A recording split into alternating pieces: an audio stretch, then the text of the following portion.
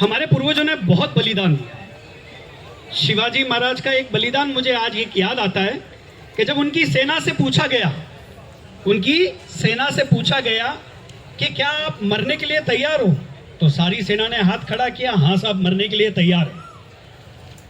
तो शिवाजी ने बोला नहीं साहब, मुझे आप लोगों की जरूरत नहीं है। तो लोगों ने बोला क्यों, हम तो बलिदान देने के लिए तैयार हैं। बोले नहीं, मर के बलिदान नहीं चाहिए, इन पापियों का विनाश करके वापस आप आ जाओ, वो बलिदान चाहिए।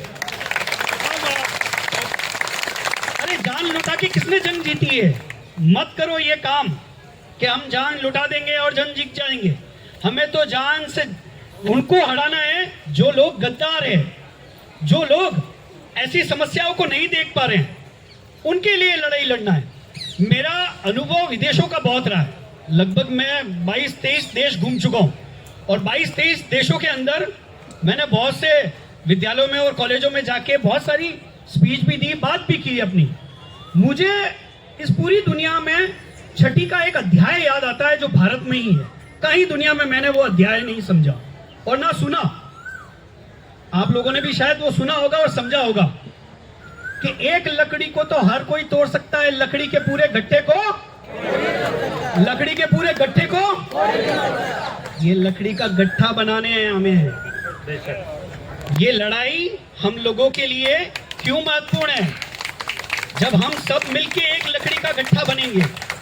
पिछले 25 नवंबर को भी बहुत अच्छा प्रयास था, पर ये सारे प्रयास हमारी एकजुटता और हमारी शक्ति के बाद ही तो आगे बढ़ेंगे। दोस्तों, हर जगह निराशा और मायूसी ये दुनिया के हर कोने में मिलती है, पर भारत, जिसे हम भारत बोलते हैं, जिसकी शक्ति हम समझते हैं, इतना हौसला देते हैं, ये उस निराशा और उदासी के लिए कुछ भी नहीं रखती है।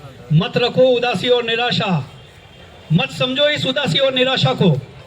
हमें लड़ना है और इस लड़ाई को सब साथ में मिलकर लड़ना है। संगठन की शक्ति को समझना है, संगठन के निर्देशों को समझना है, आदेशों को समझना है। ब्रजमोहन जी ने एक बात बोली, मैं बहुत गंभीर होकर उनकी बात समझ रहा था, क्योंकि शिक्षक है।